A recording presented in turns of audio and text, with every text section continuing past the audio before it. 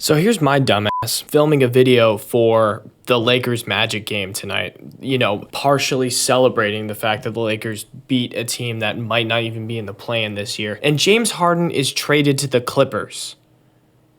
What the fuck? As you know, I got my Adrian Wojnarowski X notifications on, and I'm literally talking about Anthony Davis's great defense down the stretch, and the 76ers have agreed on a trade to send James Harden to the Los Angeles Clippers, according to Woj.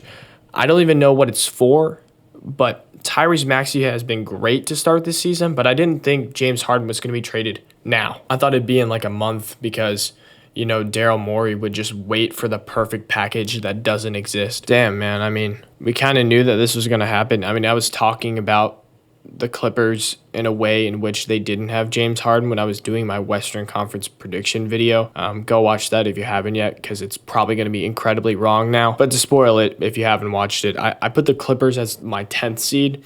Now, I might have been talking out my ass there. Bro, I don't even know what the hell is happening. Like, the apartment above me is having, work done or something. It's 1 a.m. here. I don't even know what the fuck is happening. First tweet I see below this Woj tweet, as this is literally a live reaction because this happened as I was filming another video.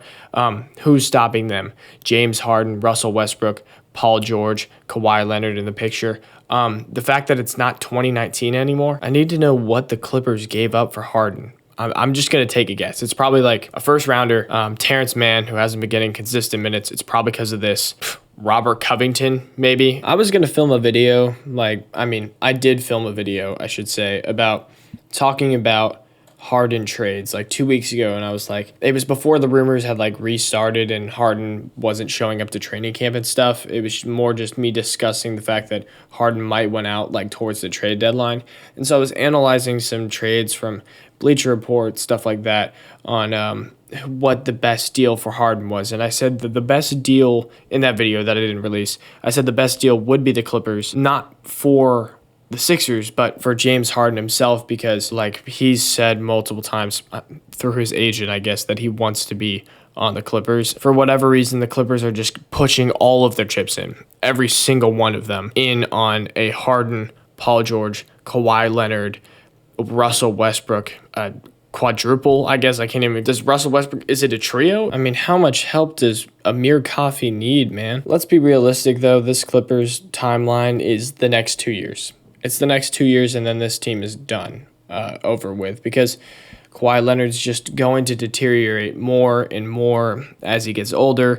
Paul George, the same thing. Russell Westbrook is obviously past his prime, so it's all these superstars that are past their prime. Harden as well, you can throw in that basket now. You're putting all these superstars, ex-superstars, on the same team, and you're saying, hey, let's give it 1 or 2 goes for, 1 or 2 seasons, and then whatever happens, happens. I don't even know how this is really going to work, so I assume, no, Russell Westbrook is going to have to stay in the starting lineup. So your starting lineup is going to be Westbrook, Harden, Kawhi Leonard, Paul George, Ivica Zubac. If you told someone that lineup in 2018, people would be like, that team is unstoppable and will win 4 championships in a row. Man, I'm just going to have to upload this video without knowing the actual package for James Harden, because I guess I'll edit it. If I'm editing and we figure out who he was traded for, then I will put it in here. All right, this part of the audio is going to sound terrible, but we've got the full trade details here. Thank you, Woj, for following up relatively quickly, even though I've got to be up in 6 hours, whatever. The Sixers are requiring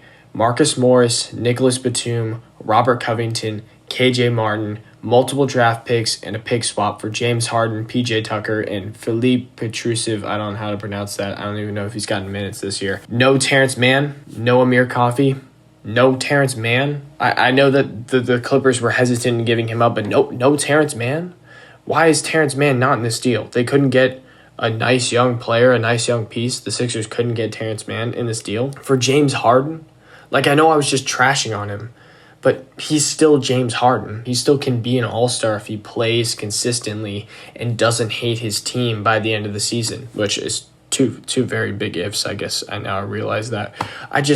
No Terrence Mann in this deal at all just shocks me. I mean, that's just confusing. I mean, Marcus Morris is hated by all of Clipper Nation at this point. Nicholas Batum can hit some threes, play some defense, but he's aging. Robert Covington, same thing, just worse. KJ Martin hasn't been able to get consistent minutes, and multiple draft picks and a pick swap. I'm sure those are going to be late round, first round picks. And then you also give up PJ Tucker in this deal, which I know you probably gave up, a little too much money for him, and you also tampered for him and lost your second round pick.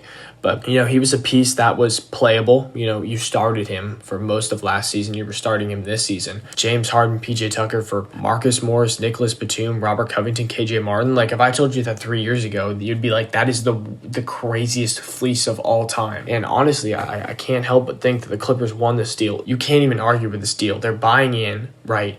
And yes, Harden could just leave in the offseason, but this is the team he wanted to go to, Like, he still has time to sign an extension. I don't know.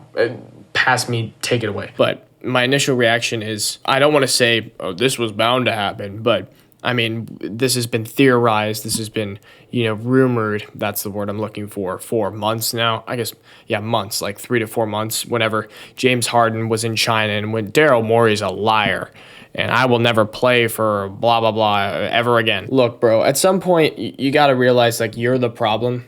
You leave Houston, you put the fat suit on, you leave Brooklyn because you never played and you won out of there for whatever reason. You go to the Sixers and you just quit on him again. Daryl Morey's a liar or whatever. He won't give you the max that he promised you or whatever. James Harden is not the same James Harden as he was before he put the fat suit on. That is literally just a fact.